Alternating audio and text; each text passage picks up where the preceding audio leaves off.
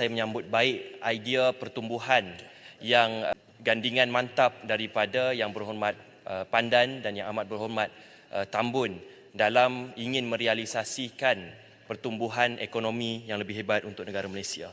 Tuan Yang di-Pertua, saya ingin menyentuh satu perkara yang dekat dengan hati saya, iaitu mengenai isu kesihatan. Dalam 4 inisiatif utama untuk pengukuhan perkhidmatan kesihatan, digitalisation atau pendigitalan turut diangkat. Dan kita melihat kerajaan, contohnya Kerajaan Negeri Selangor dan Pulau Pinang telah pun membuat pendigitalan kesihatan ini. Dan saya yakin Kerajaan Persekutuan juga akan melakukan perkara ini. Dan saya menyokong penuh untuk mewujudkan adanya rekod perubatan elektronik atau Electronic Medical Record, EMR. Usaha ini disebut oleh Yang Berhormat Menteri Kesihatan dan Ketua Setiausaha Kementerian Ekonomi di dalam taklimat baru-baru ini. Dan saya mengambil baik apa yang ingin dilakukan ini, dan kalau kita lihat EMR ini sebenarnya memberikan kebaikan tidak hanya kepada petugas kesihatan tetapi juga kepada pesakit-pesakit. Kerana kalau pesakit pindah dari satu hospital ke hospital yang lain, maka rekod itu masih ada. Dan apa yang membimbangkan di sini adalah bagaimana kita ingin menjamin data dan maklumat peribadi pesakit tersebut. Dan inilah tugas kita sebagai ahli Dewan Yang Mulia ini untuk menjamin bahawa data maklumat pasien ini tidak bocor. Dan untuk melakukan pendigitalan ini sudah pasti adanya cabaran yang akan dihadapi. Cabaran terbesar kita ialah jurang kesihatan yang kian melebar, ditambah pula dengan klinik-klinik kesihatan yang daif. Saya mengambil maklum dan memuji usaha kerajaan untuk membaik pulih klinik-klinik yang daif, namun usaha ini perlulah dipercepatkan. Dalam ucapan Yang Amat Berhormat Tambun, beliau menyentuh soal keterjaminan makanan.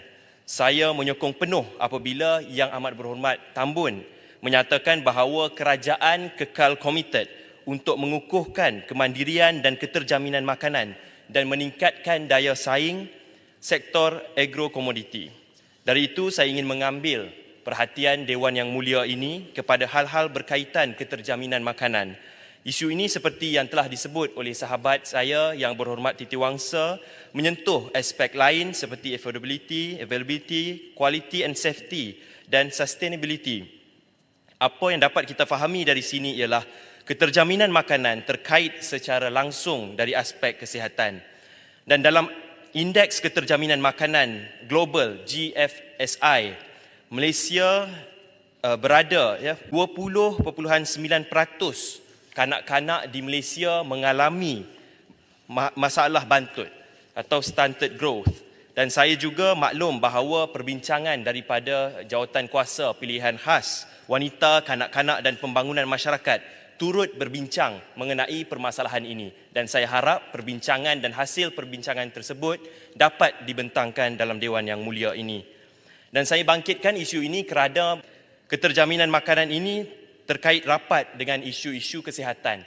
Terjaminnya makanan bukan hanya semata-mata kita ada stok makanan dan sebagainya, tapi kepelbagaian makanan dan khasiatnya makanan itu adalah lebih penting. Seperti dalam surah Al-Baqarah ayat 168, auzubillahi minasyaitanir rajim, ya ayyuhan nasu kulu mimma fil ardi halalan thayyiba. Wahai sekalian manusia, makanlah kamu dari makanan di bumi ini yang halal dan baik. Ketika kita ingin membentuk sebuah masyarakat dan negara yang sejahtera, kita perlulah membentuk dengan kesihatan yang sejahtera. Tuan Yang di-Pertua, sudah tentu sebagai seorang ahli parlimen yang datang daripada negeri Kedah, perlu untuk saya sebut tentang penanaman padi. Isu ini terkait rapat dengan isu perubahan iklim. Antara cabaran utama penanaman padi adalah cuaca yang tidak menentu. Kita lihat pada bulan Mei yang lepas di Kelantan, terganggunya penanaman padi sehingga menyebabkan 2.7 juta kerugian yang berlaku, iaitu 30% hasil daripada hasil penanaman terjejas. Dalam satu kajian yang dilaksanakan pada tahun 2014 dalam Ramalan Perubahan Iklim, hasil kajian menjangkakan bahawa purata pendapatan petani akan merosot sebanyak 67% bagi tempoh 2020 sehingga tahun 2029. Dan ini amat-amatlah membimbangkan, lagi-lagi bagi saya, ahli parlimen yang datang daripada negeri Kedah. Ini amat membimbangkan kami yang berada di negeri Jelapang Padi. Maka dari itu saya ingin mencadangkan supaya kerajaan meneroka cara untuk menyimpan air khusus bagi mengatasi masalah kekurangan air yang dapat memberikan impak dan dampak yang cukup besar untuk pesawah-pesawah dan penanam padi ini. Dan Tuan Yang di-Pertua, dalam satu memorandum yang dihantar semalam, satu organisasi lawan lapar yang turut diterima oleh Kementerian Pertanian dan Keterjaminan Makanan, pimpinan Yang Berhormat Kota Raja, saya juga turut menerima memorandum tersebut dan saya yakin dengan skill diplomasi yang ada pada Yang Amat Berhormat Tambun, kerajaan boleh bekerjasama dengan kerajaan negeri, baik kerajaan negeri pembangkang ataupun kerajaan negeri yang diketuai oleh Parti Persekutuan, termasuk dengan pemimpin Perikatan Nasional. Satu sistem yang sistematik pastinya dapat diwujudkan bagi menjamin kedaulatan makanan kita. Saya ingin mengambil kesempatan ini untuk menyentuh beberapa isu di kawasan saya, di kawasan Sungai Petani. Sungai Petani kita lihat hari demi hari pembangunan kian pesat. Maka dari itu pertumbuhan itu menggambarkan bahawa pertumbuhan ekonomi di Sungai Petani juga cukup pesat dan cukup membangun.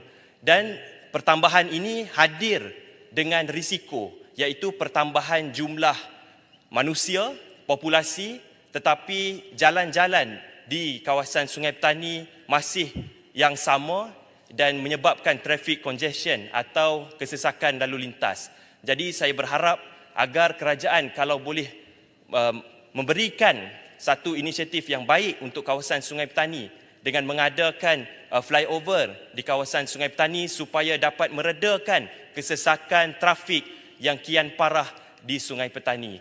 Dengan meningkatnya populasi, maka akan memberi juga masalah kepada pendidikan, iaitu banyak sekolah-sekolah, khususnya di sekolah contohnya di Bandar Putrajaya, menyebabkan terlalu ramai murid yang perlu menampung dan guru-guru dan peralatan juga mungkin tidak cukup.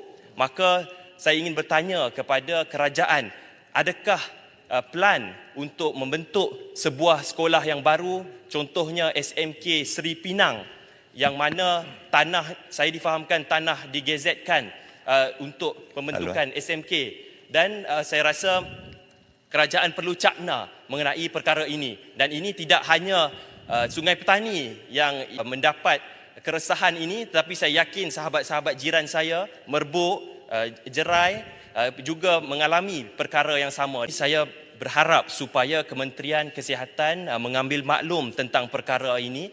Hospital Sungai Petani, Hospital Sultan Abdul Halim amat terkenal dengan kesesakan hospital, dan saya harap supaya Kementerian Kesihatan dapat lebih cakna mengenai perkara ini.